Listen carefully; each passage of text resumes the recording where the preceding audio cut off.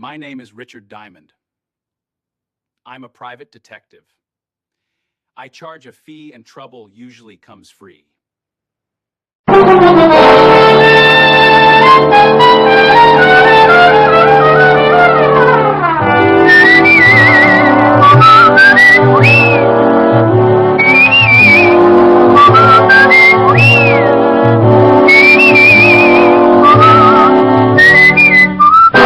Here's Dick Powell as Richard Diamond, private detective.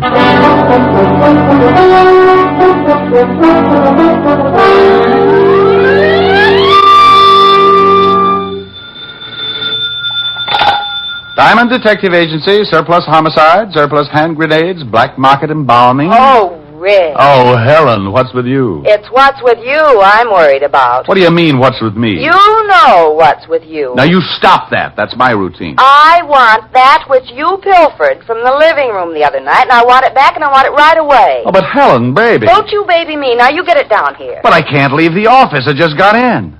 I haven't even washed out one sock. Rick, it wasn't fair when you stole that picture, and I've been embarrassed about it ever since. Now, I want it back. Oh, but honey, don't be that way. It looks lovely. Can you see it? Well, sure. Got it right on my desk. Now, Rick, I won't have it. Now, look. If anybody asks about it, I'll say it's me. You never were a baby. You started with a beard and a low whistle. Honey, I had a baby picture just like it once, and believe me, from the way you were facing in the picture, you couldn't tell the difference between us. I'm lying on a rug. You probably had yours taken on spikes. Now, you bring that right over, or I'll tell everybody your middle name. Helen. I'll see you in 20 minutes, or I'll take a full-page ad in the time. You wouldn't. 20 minutes. With the picture. Bye. Helen. Oh, dandy. Mr. Diamond? Yes, but I'm afraid you'll have to come back. I've got to take care of something that might mean my whole future as a private detective. I'm sorry. I won't keep you, but...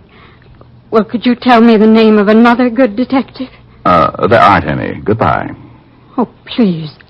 I don't know where to go. Oh, now, well, wait a minute. I'm sorry. Something's really wrong, isn't it? Oh, well, that's all right, Mr. Diamond. You go on. I'll find someone. Look, I really didn't know you were in a tough spot. I've got enough time to listen. Oh, thank you. Who recommended me? My son. Oh, I've heard about you for several years. My name's Kirby. Mrs. Lenoir Kirby. How do you do, Mrs. Kirby? Just how did your son know me? Well, he didn't know you well, only by reputation. He was a private detective also. Kirby? Bill Kirby? Yes. Wow. Now, tell me what's worrying you, Mrs. Kirby. Well, I don't know quite where to start. Bill has been acting strangely for the last month or so. What exactly do you mean by strangely? He's changed. He's begun to act nervous and irritable. When his sister or I would try to find out what was wrong, he'd get angry. He got steadily worse. And then one morning, Gloria... Gloria?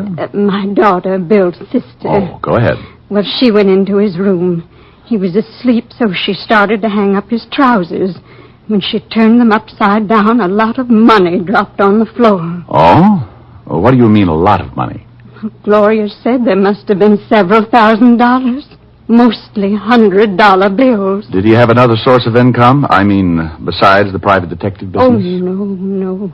At least nothing I know of. We're not wealthy, Mr. Diamond. Bill supports us with what he makes, and Gloria works as a secretary in a law firm, and I try to keep my house in order. Of course, I haven't been terribly well since the children's father died 10 years ago. I see. Then what happened? Well, Gloria started to put the money back in Bill's trousers, and he woke up. They had a terrible argument. Bill accused her of snooping, and she accused him of doing something illegal. The next day, Bill packed his clothes and left the house. He took a small apartment on 110th Street. Now, what is it you want me to do? Oh, well, there's more to the story. Bill continued to send me money to keep the house going, much more than he'd ever contributed before. I went over to his apartment several times and asked him about the money, and every time there'd be an argument. Did he give you any kind of an excuse? No, he just said he'd run into a good thing, and that as long as it was helping out with the house, I shouldn't ask any questions. All right. Then what happened? Well, 3 days ago, Bill came over to the house. I could tell he was terribly worried about something. He gave me a package, told me to hide it until he came for it and not to open it. Then he disappeared. He didn't go to his office or his apartment, and I haven't heard from him since. Did you call the police? Well, I didn't want to. He's mixed up in something. Oh, Mr. Diamond, I'm sure something's happened to my boy. I just know it has. Look, Mrs. Kirby, I admit it sounds a little fishy, but you never can tell. Maybe it's a girl. Could be a lot of things. Where do you live? 984 Amsterdam Avenue. Oh, thank you. Now, you go on home. Take it easy. I'll let you know if anything turns up. All right. I'm sorry I don't usually cry like this. Oh, Mr. Diamond, about your fee. Mrs. Kirby? Yes? Do you cook? Why, yes, I'm considered quite a good cook. Well, if I do anything for your son, I'm a sucker for corned beef and cabbage. Now, go on home, and I'll keep in touch with you. Goodbye, Mr. Diamond. God bless you. I'm afraid he knows me too well. Goodbye, Mrs. Kirby.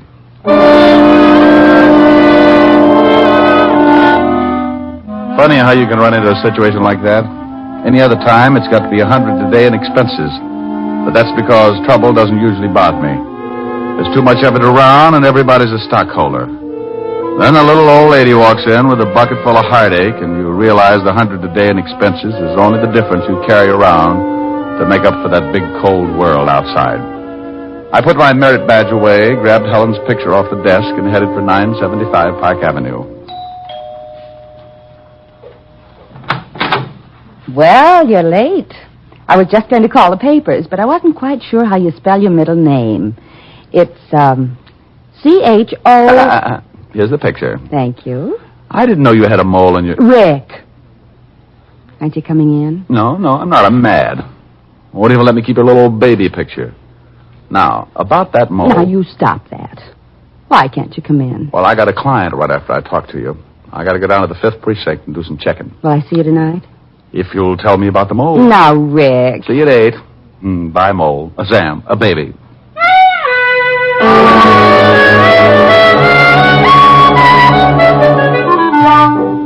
I left Helen and started down Park Avenue. Every private detective must get a license before he can operate, and the police department has to issue it. So I headed for the 5th Precinct Police Station. When I walked in the squad room, I spotted Sergeant Otis looking like he was headed for the elephant's graveyard. What's the matter with you, Otis? You're greener than a new lawn. Oh, hello, Shamus.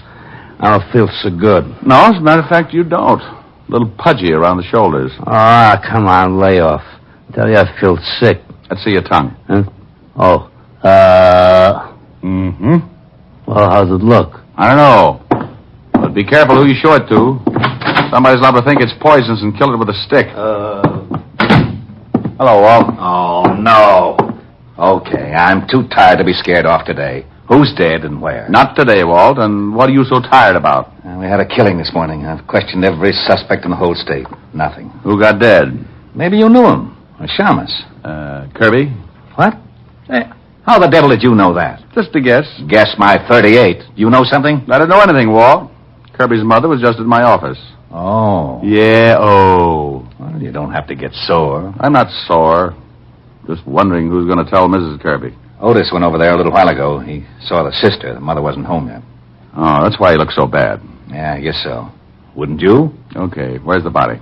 Downstairs. You want to take a look? Not especially.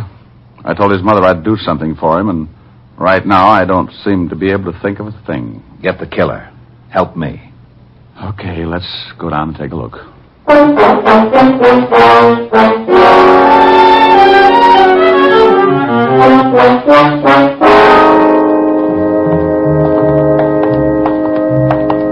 Right over here.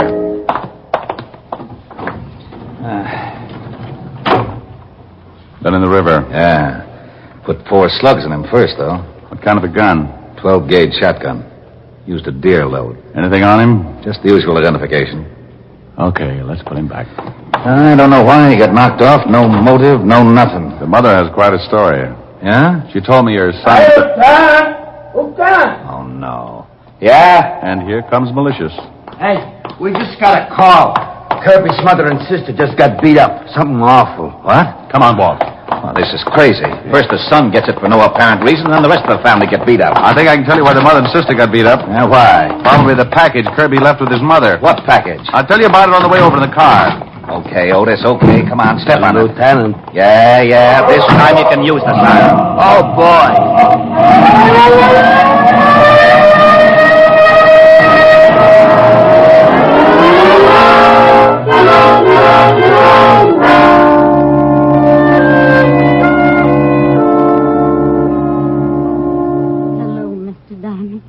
Come in. Hello, Mrs. Kirby. The doctor tells us you won't allow them to take you to the hospital. No, I'm not leaving my house.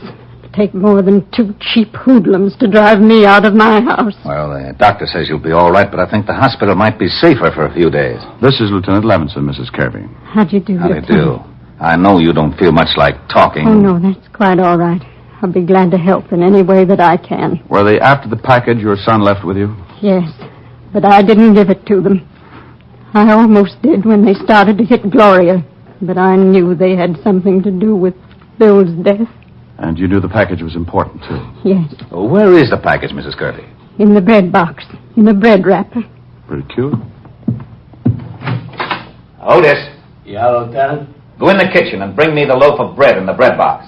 You want some sardines, too? Otis, just the bread. Please? Oh, okay. Mrs. Kirby, the 2 men who came here, do you think you could identify them? Oh, yes, it would be hard to forget them. You're sure you don't have any idea what kind of trouble your son was in? No. Here's the bread, Lieutenant. Yeah. Well, I'll be... Hey, it's a shoe. Is this one of your son's shoes, Mrs. Kirby?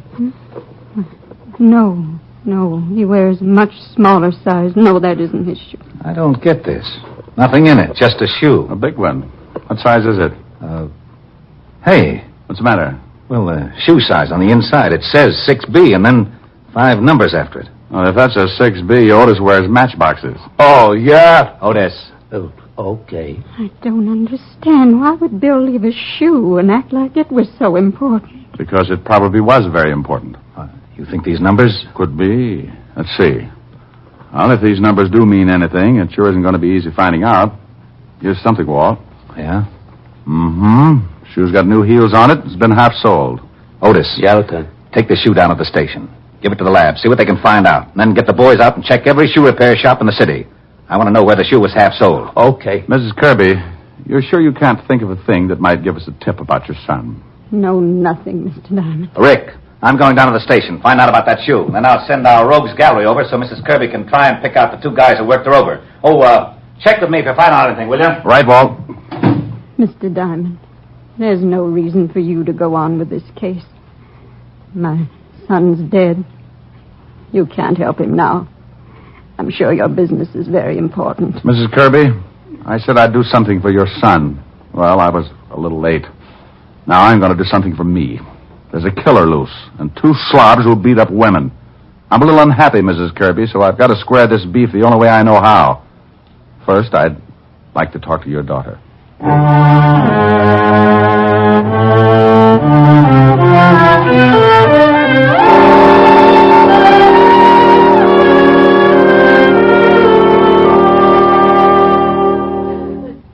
Now, look, Gloria. It's tough, and I don't like to stick my big nose in when it is. But you want something done about it, don't you? Yes. Then think real hard. Can you tell me anything about your brother that might be connected with his death? No, Mr. Diamond. I've thought. I just can't understand it. Well, you may have been looking for the wrong thing, a reason or a motive. That's not what I want. What do you want? Something you might not even realize, something that might not seem important, but is very important. Now try to think. When you first began to suspect that your brother was in trouble, did he mention any names, talk about any places? No. Not that I can remember. What did he do when he wasn't at his office? Oh, please. Please, I don't know. I just don't know. Okay, I'm sorry. Oh, I'm sorry. Mom and I appreciate what you're doing, Mr. Diamond. Right now it's hard for me. I'll try. Okay. No places? No names? Did he have a girl? No, he didn't have a girl. He led a fairly simple life. Had a regular routine. Routine? Mm-hmm. Mom used to worry about it sometimes. Said he didn't have enough fun. Didn't know anybody. What kind of a routine was this? Well, the usual thing around the house in the morning. He'd go to work. On his way home, he always stopped at a bar on Columbus Avenue for a beer. And home. Dinner. Read until 10:30 or 11. Go to bed. Nothing else? No, he did that every day. At least up until the time when he started acting funny and I found all that money. I see. Well, thanks. I'll let you know if anything turns up, Gloria. Thank you, Mr. Diamond. I hope you... Yeah.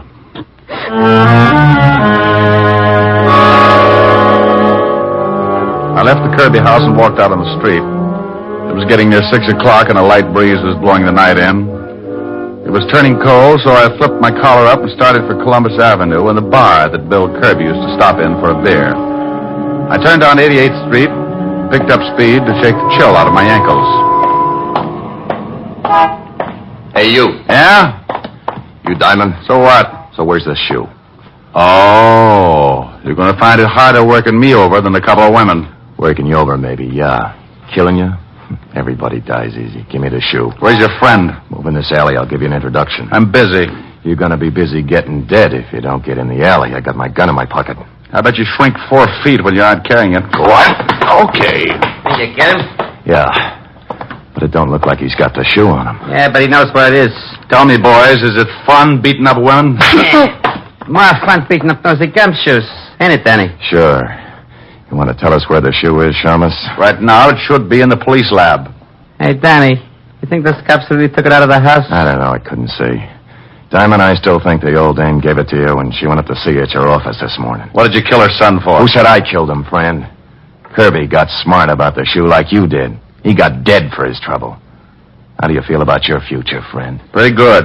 The cops will figure that shoe out. Not unless they know what they're looking for. He ain't got the shoe on him, Bart. I think he's telling the truth. Let's go tell the boss. Yeah, what do we do with the gumshoe? Oh, I'm surprised at you, Bart. Give me your sap. Hey, now, wait a minute. For what?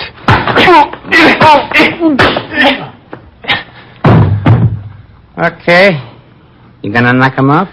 I get a salary for killing. The boss ain't paying me to knock this guy off. I want to save him in case he thinks I should later on. Let's go. It isn't easy coming out of a fast beating. When the guy works you over slow, you don't go to sleep right away. Not until he wants you to anyway. Then he taps you with a good one, and that's it. When he does it in a hurry, the first one's enough to stun a dragon, but for some reason he decides you need a few more. And, friend, that's when coma sets in. When I finally pulled myself out of it, my watch said 7 o'clock, and my head felt like a balloon with rice in it. I finally came around to a reasonable way of thinking and headed for the bar on Columbus Avenue. Yes, sir? What? Holy Ike. Give me anything with nerves in it and tell me where your phone is. Sure. You're a mess. Yeah, I know. Been advertising a popular cigarette. Been stepping out of thousands of store windows all over the country. Now, where's your phone? Right over there, the end of the bar. Hey, do you want I should put some plasma in this drink? Oh, that was a gem dandy.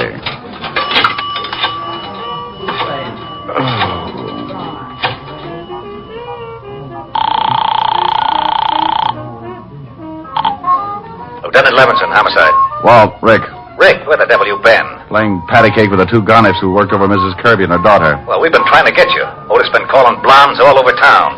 Mrs. Kirby and her daughter identified the 2 hoods. First name's Bart and Danny? Yeah, Bart Franchetti and Danny Miller. We have a pickup out on them now. They hurt you bad? Oh, I'll make it, but I'm going to ache for a while.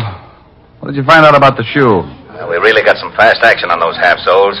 Figured if Kirby picked him up at a shoe repair shop, it must have been somewhere in his neighborhood. We were lucky. We were right. Little shoe shop on Columbus Avenue. Columbus Avenue? What address? 695. Why? Because I'm in a bar right across the way. Huh? Can't see the shoe store now because it's too dark, but Kirby's sister told me you used to come in here for dinner. You could have watched it then. Oh, stay there. I'll be right over. Here you are, mister. Thanks. Say, did you know Bill Kirby? The shamus? Oh, sure. What do you mean, did I know him? He's pretty dead. Oh, no. He came in here every day, didn't he? Yeah, for a beer. But come to think of it, I ain't seen him since he left it. Left you what? Nothing at all. Now, wait a minute. If Kirby left you anything, let's have it. If Kirby's dead, I'll turn it over to the cops. You want the badge? Oh, well, okay. Why didn't you say so? I got in the cash register. He told me if anything happened to him to turn it over to the law. Okay. Here. Just an envelope. Thanks. What is it? A name and address. Look. Lieutenant Levins will be here in a few minutes. Tell him I've gone to this address, 18 North River. That's down near the docks. Yeah, and tell him I've gone to find a guy named, James Willis.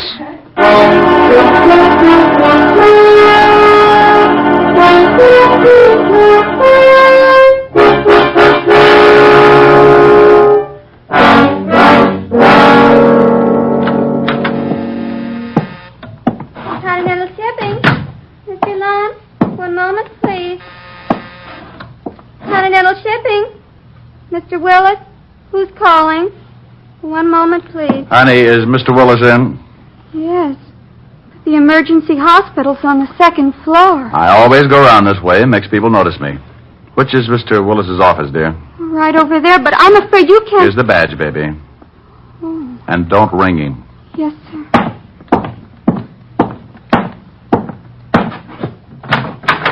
Yes? What? Well. James Willis. When did you change your name from Kozlik? Now, look, Diamond. I've got a good job here.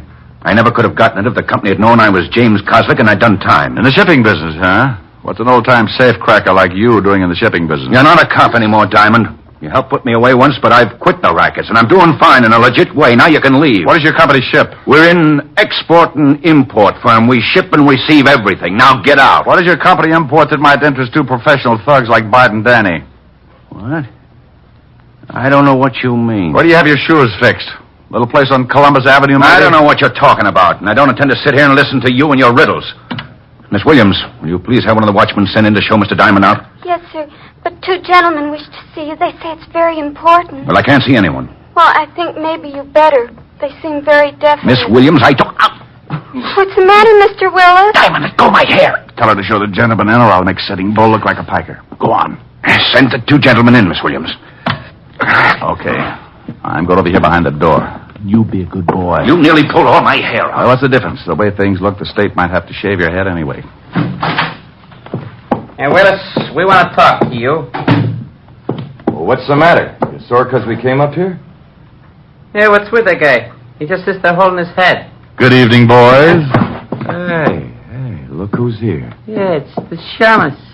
Doesn't he look pretty? You fools, you two blundering fools. Now, wait a minute. If you're worried about Diamond, we'll take care of him. I told you I could never be seen with you. You know how we're all watched when the gold shipments come in? Oh, that's it. That's what the shoe was all about. Yeah, you're a smart one. Shut up. I've got to think. You got the confidential shipping report and put it in that shoe in some kind of code so it could be picked up. Then your dear little boys were going to try to hijack the gold. Well. Want me to shut him up? No, you're crazy. That secretary saw him come in. Take him out the same way. I'm going to be stubborn. Yeah? Oh, okay. Isn't it silly what a little 38 can do?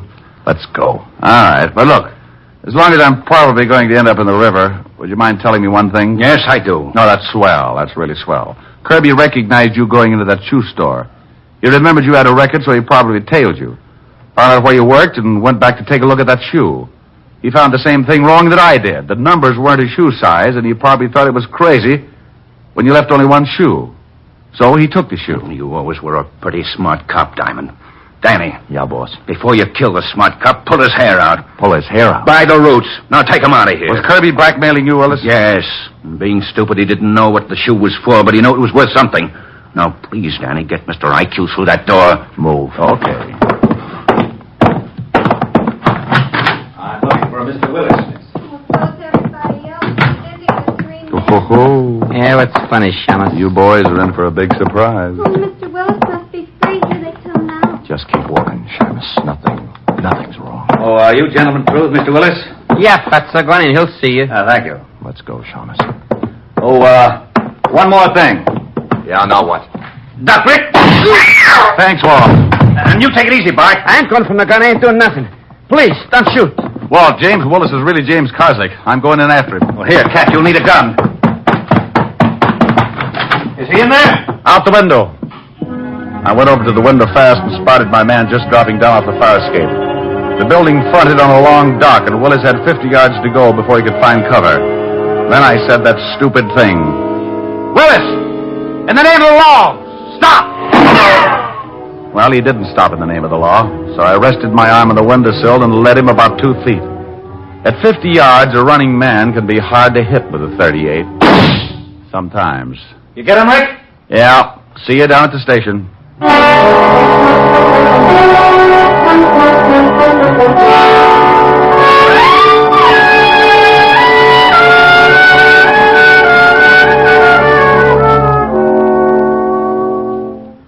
How do you like it, Rick? No cream. 12 lumps. All right. Say, I had a phone call from the president of Continental Shipping where that Willis guy worked. Oh, what do you make this coffee out of? Gunpowder? He says there's always been a standing reward of $1,000 for the apprehension of any person attempting to rob their shipment. Hey, Diamond, Miss Asher phoned. She wants you should call. Thanks, Otis.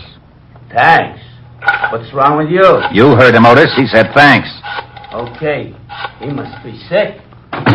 More coffee, Rick? Yeah, I'll have another cup. Hello? Hi, honey. Rick, where are you? I thought you were coming over. Well, baby, I've got to stop by and see a nice old lady named Kirby. Her son got killed. Oh, I'm sorry. Will I see you later? No, I don't think so, honey. I'm a little tired. All right, Rick. Well, don't sound too unhappy. I'll see you tomorrow night. Well, all right. But you always sing to me, and I wanted you to sing tonight. Well, I haven't gotten any letters from the apartment building next door yet, so I'm going to lay off 1 week and see if the tenants miss the singing. All right, Rick. I'll see you tomorrow night. Goodbye, baby. Bye, Rick. Well, I think I'd better get over to Mrs. Kirby's, Walt. Oh, don't you want your coffee? Yeah, give it to Otis. What are you going to tell Mrs. Kirby? I mean about her son and the blackmail. Well, what are you going to tell Continental Shipping? Well, you caught him. You get the 1,000. Oh, Mrs. Kirby's pretty broke. Uh-huh. Kirby was the one who really spotted the play. Yeah, but if I say anything about the blackmail... What blackmail? Huh? Oh, yeah. Yeah, come to think of it, that was another case, wasn't it? See you later, Walt. Rick. Yeah? Oh, nothing. Be a good boy.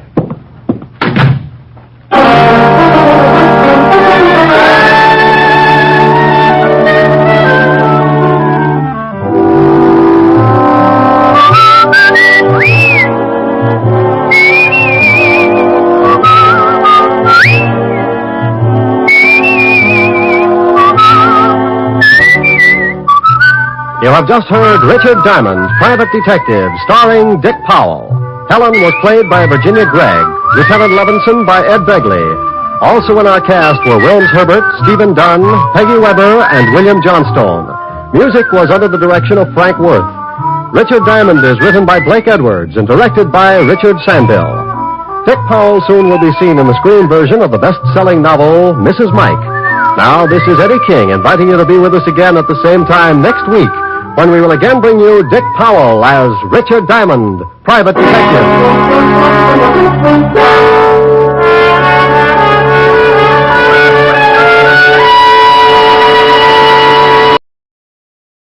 Another case closed for Richard Diamond.